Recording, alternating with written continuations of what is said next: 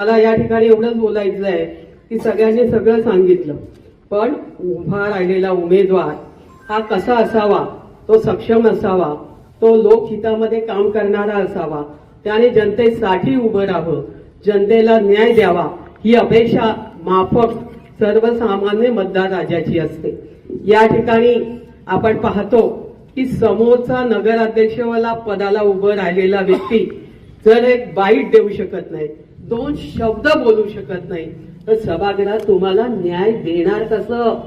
म्हणजे हा विचार करण्याचा भाग आहे की ज्याला बोलताच येत नाही, तो तिथे जाऊन बोलू शकत नाही, तुम्हाला कधीच तो न्याय देऊ शकत नाही। आणि म्हणून तिची कोबडी म्हणून नवऱ्याला आतमध्ये जायचंय।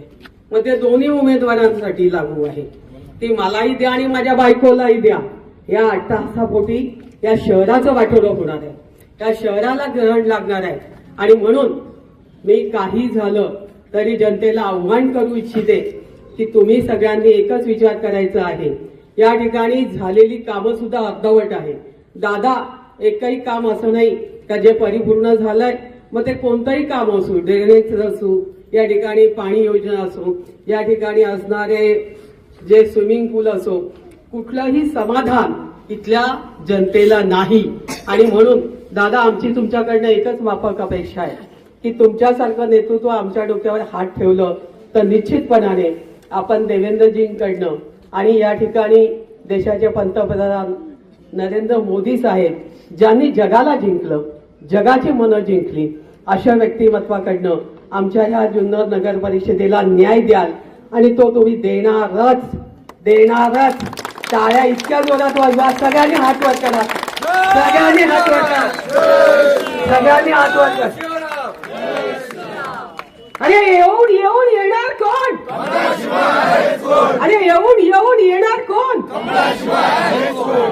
या ठिकाणी कमळावरचे सगळे उमेदवार निवडून येणार।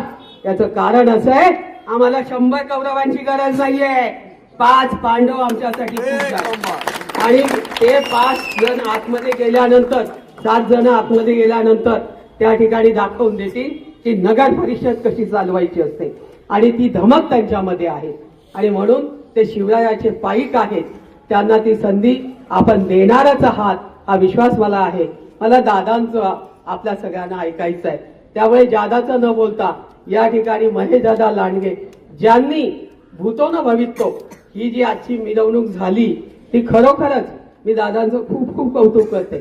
त्यांना नतमस्तक होते की त्यांनी संपूर्ण शहर फिरले, नाही म्हटलं नाही, आणि खऱ्या अर्थाने त्यांनी दाखवून दिली ताकद, की ही ताकद बछड्यामध्ये काय असते, ती सिंहाचा छावा आहे। आणि म्हणून दादांचं आपल्याला ऐकायचं आहे। सगळ्यांना शुभेच्छा देते। 2 दिवस कोणीही स्वस्थ बसू नका, 2 दिवस द्यायचे आहेत। तुम्ही 2 दिवस देणार आहात, आम्ही 5 वर्ष देणार आहोत। आणि मीडियाने सुद्धा या बातम्या चांगल्या पद्धतीने घ्याव्यात, कारण तुम्ही सुद्धा एक स्तंभ आहात।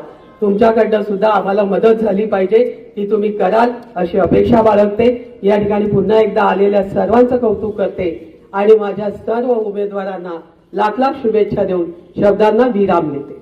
अशाच नवनवीन बातम्या व घडामोडी पाहण्यासाठी आमच्या चॅनलला लाईक, शेअर व सबस्क्राईब करा। टॉप न्यूज पुणे, जाहिराती व बातम्या देण्यासाठी संपर्क मुख्य संपादक कैलास गायकवाड।